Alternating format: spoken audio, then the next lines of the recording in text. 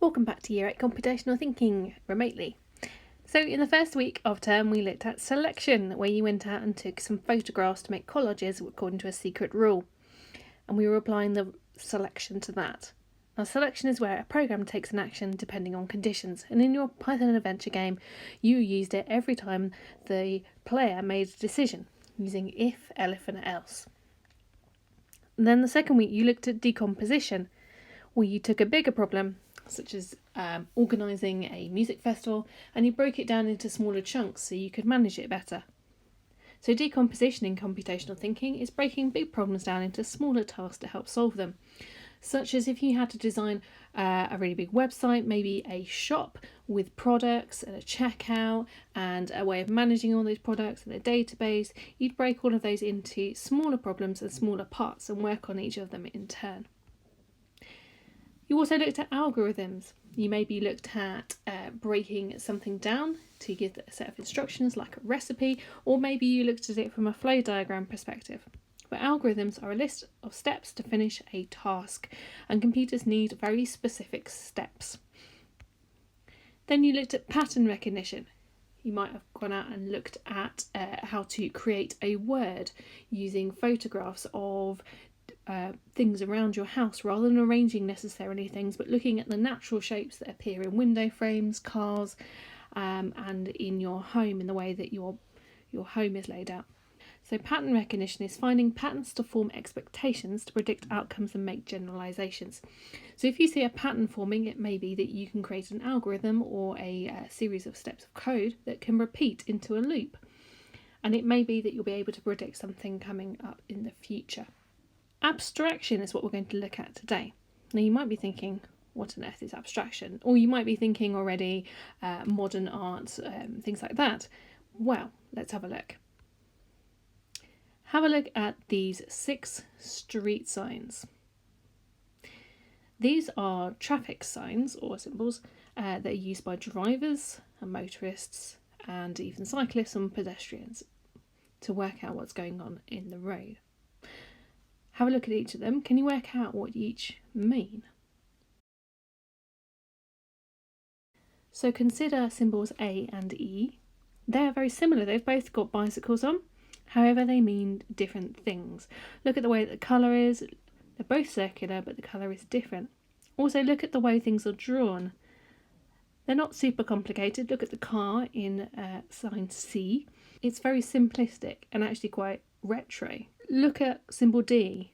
This is actually for a crossroads.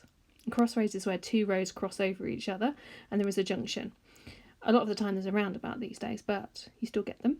Look at the way that the road is drawn. There is a thicker line for the major road and a thinner line for the minor road. And then look at symbol F. This is actually for a dead end or a cul-de-sac. So the road is shown by the white line, and the red shows that it is ending or stops. So think of those traffic signs and take a moment to think of 2 or more reasons that they don't have any words on. The ones before didn't have any words, but they weren't telling you where a certain location was. They were just telling you about the road ahead.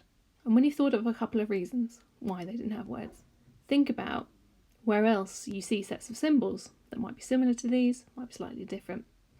Think about things that you use in everyday life and in your home. Where are their symbols and what might they be representing? And why do you think we're using symbols necessarily instead of words in these situations? Take a moment to think.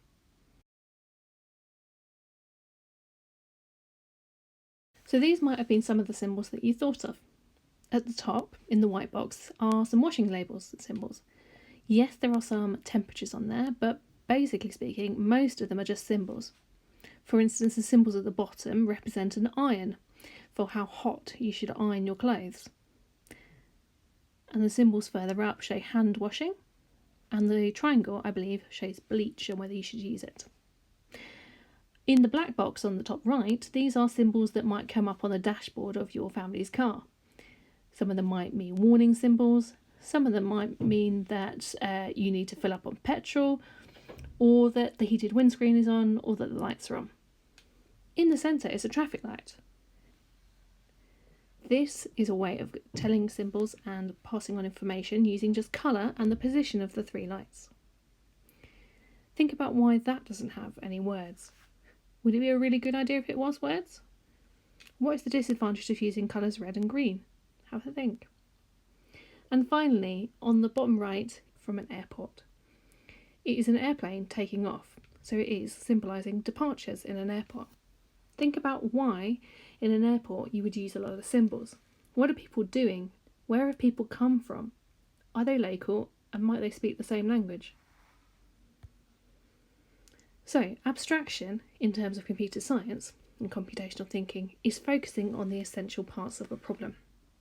In terms of the symbols, that means focusing on something that's really, really clear. So the aircraft on our previous slide is just represented by some black lines. It's really simple. It's not got any designs or artwork or any decoration like that.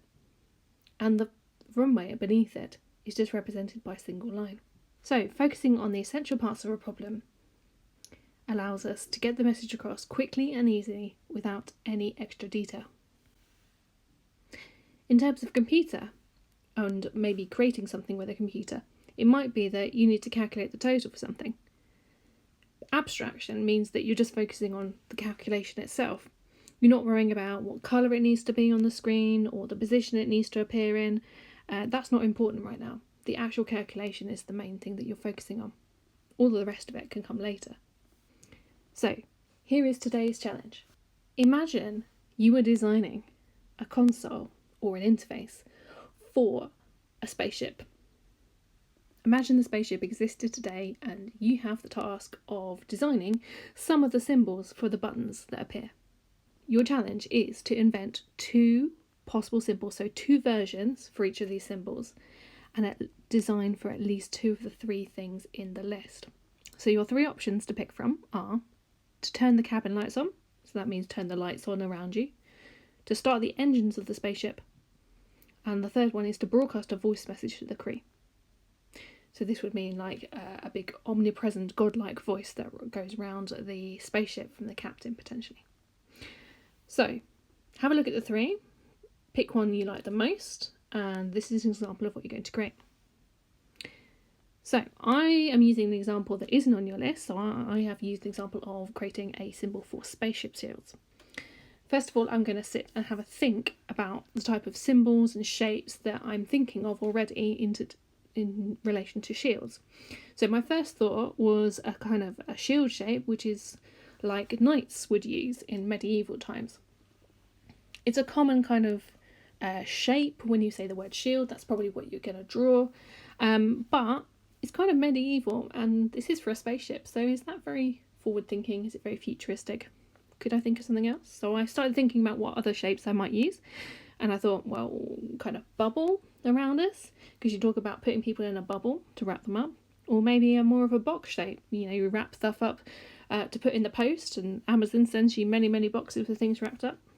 Or maybe it would be more of an oval shape around of a spaceship. Those are my thinking on the left-hand side. So once I've had a think and a little bit of a brainstorm on the right-hand side, I drew 2 possible symbols because I need to send 2 possible symbols for this challenge, not just one for each of them. We need to have 2 ideas. One of them might be strong and one of them might not be so strong, but the good thing is you're generating lots of different ideas. So possible symbol number 1, I went for the shield. I decided that was the strongest, most straightforward, and maybe a shield outline, or it could be coloured in and made solid. It's simple, and I've put it's abstract. And my second possible symbol, well, I went with a bit of a different idea. I kind of took the oval as an inspiration from my earlier thoughts. And I drew kind of the front of a spaceship, which admittedly starts looking like a bit of a whale flying through the air or swimming through water, and I've kind of tried to draw a force field. However, this would be much more complicated and much more tricky to scale down onto a smaller button. So, to recap again, you're going to pick 2 of the following, at least 2 of the following. So turn cabin lights on, start the engines, or broadcast voice message to crew, and you are going to create 2 designs for these. So 2 designs for the cabin turning lights on, 2 designs for starting engines, two designs for broadcasting the message decree, and you're going to keep abstraction in mind. You're going to keep it super simple. So look back at mine.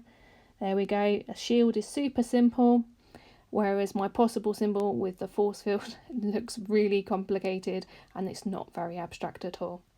Okay, so keep them super simple and abstract. It is harder than you might think, so take some time to brainstorm and get some ideas, draw some doodles before you come up with your two symbols for each of the categories.